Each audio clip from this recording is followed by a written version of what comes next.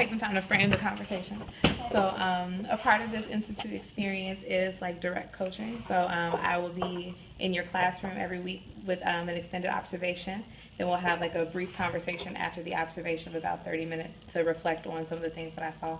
And then I will come in for another brief observation to see how well you're executing like the changes that we talked about. Okay. So don't worry, it's not a punitive thing. Everybody has to go through it at least once a week. So I just wanted to talk to you a little bit about my focus this week.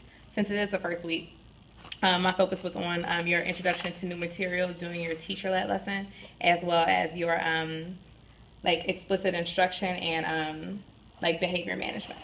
So my main focus was on the explicit instruction and the INM, but a secondary focus on student behavior and student actions. So if you look at some of my observation notes, I wanted to start with some of the positive things that I saw. I saw you setting really, really clear expectations about what you wanted students to do while you were instructing. So specifically at the beginning of the lesson when you asked them to clear their desks because they wouldn't need any materials for the I do part of the lesson, and your read along during the we do. You established very clear expectations about how you wanted the students to engage with the text. And another really strong thing that stood out to me was your modeling was authentic. And just thinking about how the other people that I observed today, I would say that your modeling was very, very strong. You actually had the text up for the students to see and follow along with exactly how you wanted them to like engage with it when you were looking for the main idea. So those are some of the pluses that I saw. But there are a couple of things that I think could have been executed a little bit better. And after we have a chance to go through like the student actions as a response, we'll figure out how we can troubleshoot those things for moving forward. Okay. So although you did set those clear expectations, I thought that you could have done a little bit of a better job following up with those expectations. So specifically, when you asked your students to clear your desk, not 100% of the students didn't meet that expectation. So there was specifically a student in the back part of the room with a blue shirt. He didn't have his materials put away, and there was no like redirect of his behavior.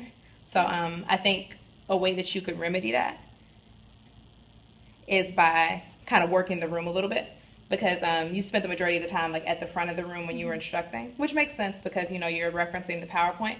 But one of the things that you can do to kind of inhibit students from not meeting the expectation is to circulate.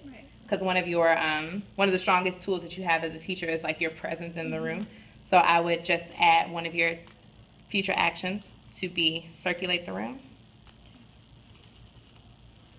to monitor student behavior, to ensure they're meeting the expectation.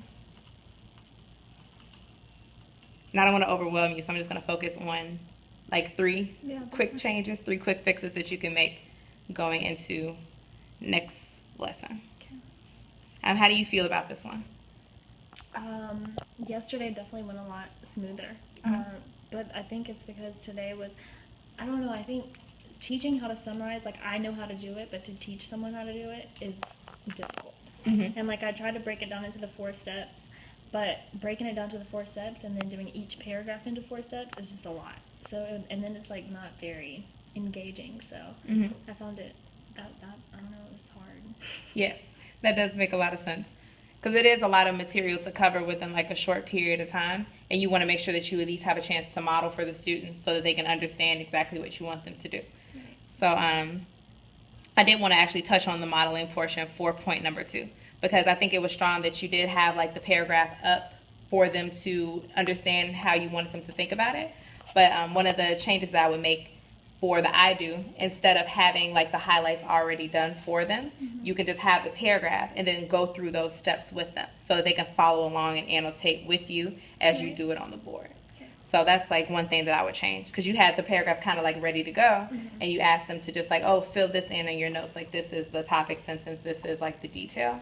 But if you like actually like read through the paragraph with them once, show them how to find the main idea, show them how to find the detail, fill it in on the board, and they fill it in with you, then that could help to fix that problem. So that's another thing that I will add to the second point. How do you feel about that one? No, yeah, I agree. So, go through. the modeling process with the students.